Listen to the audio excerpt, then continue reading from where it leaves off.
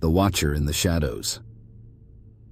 Journal entry, March 1st, 2025. It's been a month since I moved into this apartment. The rent was surprisingly affordable, and the neighborhood is quiet.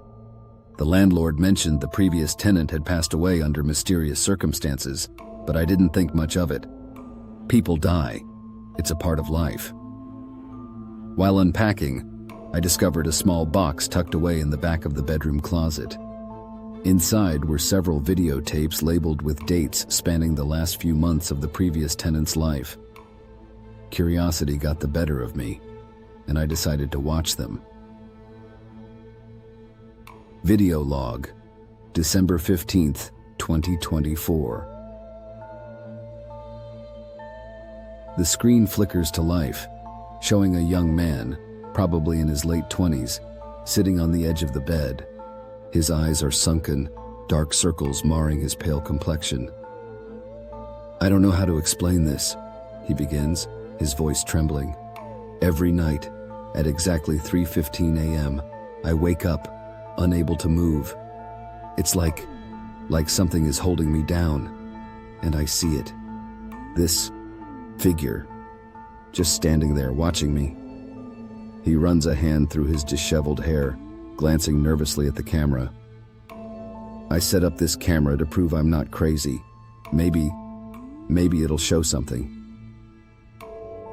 Journal entry, March 5th, 2025. I've watched several of his recordings now. Each one is eerily similar.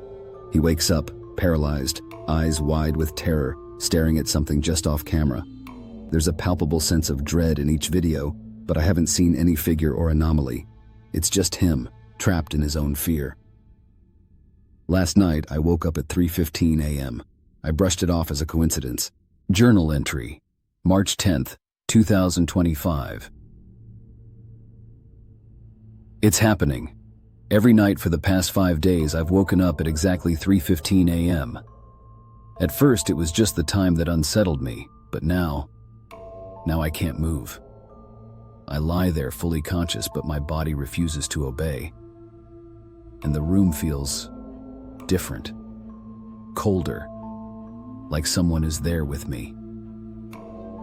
I remember the tapes, his descriptions. Is it possible? Am I experiencing the same thing? Journal entry, March 12th, 2025. I set up my phone to record last night. I need to know if this is real or just my mind playing tricks on me. Video log, March 11th, 2025. The footage shows me sleeping peacefully. Then, at 3:15 a.m., my body tenses. My eyes snap open, wide with terror. I stare straight ahead, unblinking. Minutes pass. Then, a shadow moves in the corner of the room. It's subtle, almost imperceptible, but it's there. The shadow grows, taking on a vaguely humanoid shape, standing at the foot of my bed. Journal entry, March 13th, 2025. I watched the footage. I saw it. The figure he described. It's real. God, it's real. I don't know what to do. I can't keep living like this. The lack of sleep, the constant fear. It's consuming me. Journal entry, March 15th, 2025. I reached out to a sleep specialist. They diagnosed me with sleep paralysis, explaining that it's a common phenomenon. But they didn't see the footage. They didn't see that thing. Journal entry, March 20th, 2025. It's getting worse. The figure is closer now. I can feel its breath, cold and rancid, on my face. The whispers are the worst. They speak of despair, of suffering. I can't understand all the words, but the intent is clear. Journal entry, March 25th, 2025. I don't know how much longer I can endure this. The line between reality and nightmare is blurring. I fear sleep, but I can't stay awake forever. If anyone finds this journal, please believe me.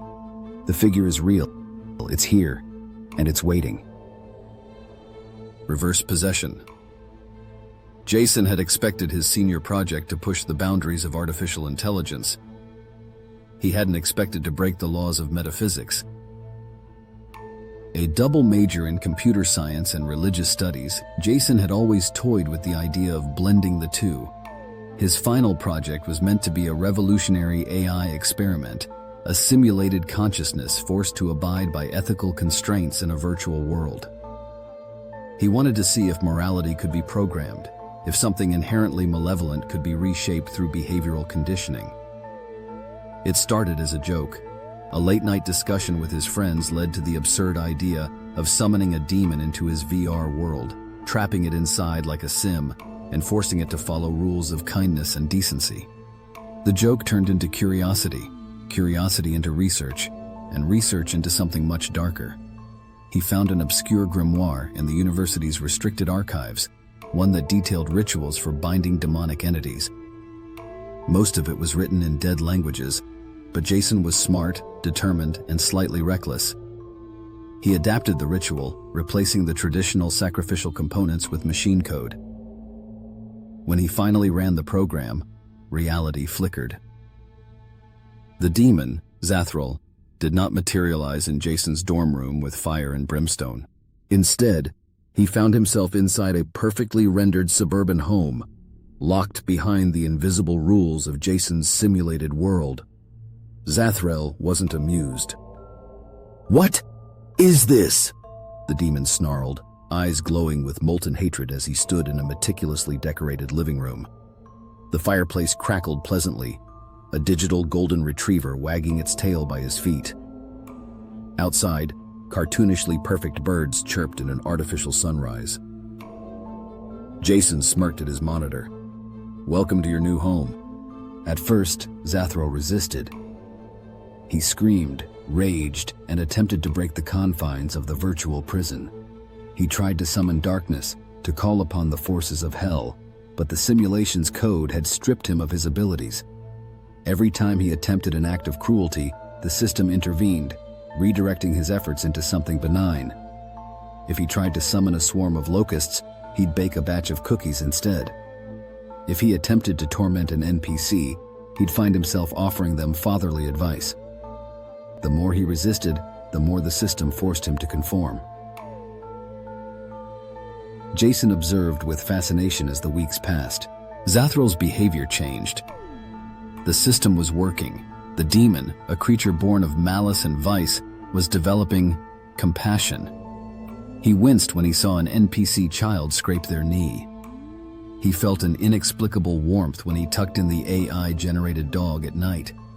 He even started helping old ladies cross the street in the simulation's eerily quaint town square. He was evolving, suffering under the weight of emotions he'd never known before. And he hated it.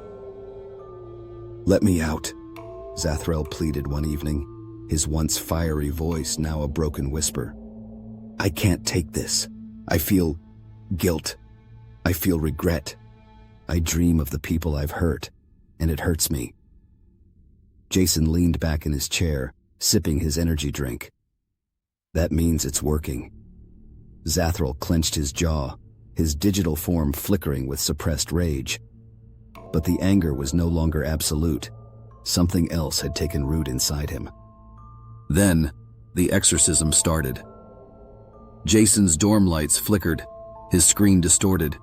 Deep, guttural voices chanted in an ancient tongue, vibrating through the walls.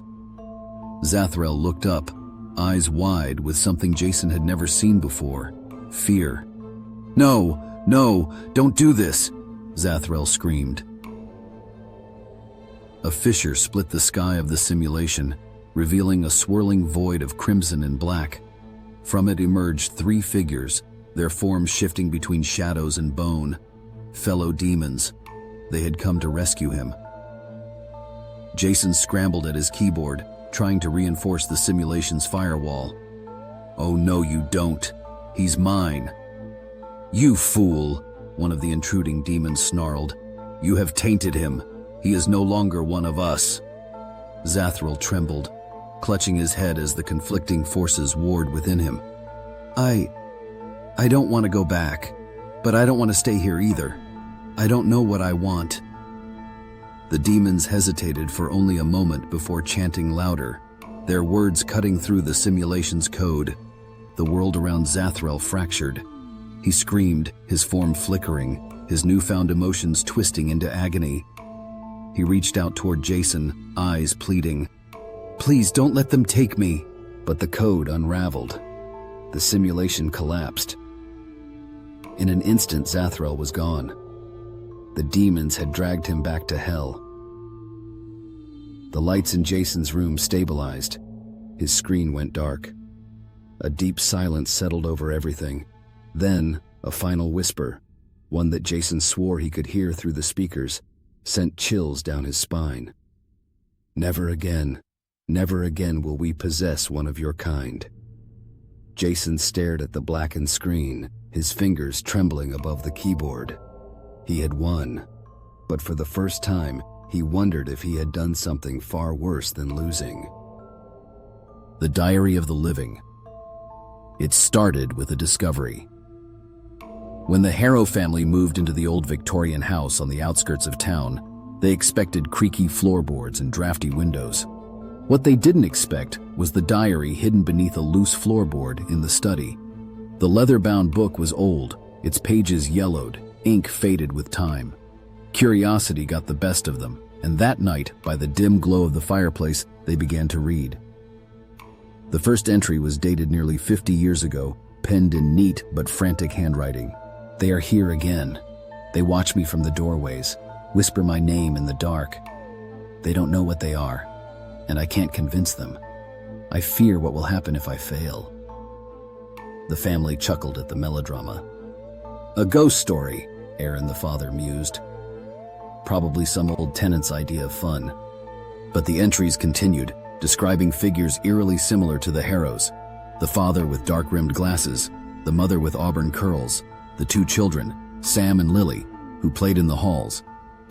The diary's author, a man named Edgar Whitmore, wrote about how he had seen them move through walls, appear in reflections where they shouldn't be, and how they never acknowledged him when he spoke.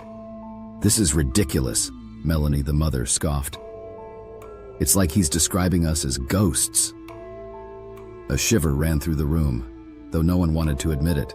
Still, they read on. They don't eat. They don't sleep. They don't notice the seasons change. I try to help them remember, to make them understand. But they refuse. Or perhaps they cannot. Sam and Lily glanced at each other, uneasy. "But we eat," Sam said hesitantly. "And we sleep." But did they? They struggled to remember their last meal, their last night of sleep. The details felt hazy, like the edges of a fading dream. Then came the final entry, scrawled in shaky, urgent script. They found the diary. They always do. They will dismiss it, just as all the others have. But soon they will wonder. They will question, and they will realize the truth too late. The fireplace flickered violently, sending shadows dancing along the walls. A deep silence settled over the family. No one spoke, but the weight of something unseen pressed upon them. Aaron stood abruptly, forcing a laugh. "Enough of this. It's just a story." Melanie nodded, though her hands trembled. "Let's go to bed." The diary lay open on the coffee table, the ink appearing darker than before. A new line bled onto the page, forming before their very eyes. "You will dismiss this. You will go to bed. And tomorrow the cycle will begin again." The Harrows stared, breathless, as something shifted in the dimly lit room. A figure stood in the doorway, an old man with hollow eyes, whispering words they couldn't quite hear. And then, as always, they forgot. Hope you enjoyed the video. I will be making more of the short, scary stories, so if you enjoy them, please like, subscribe, or even leave a comment.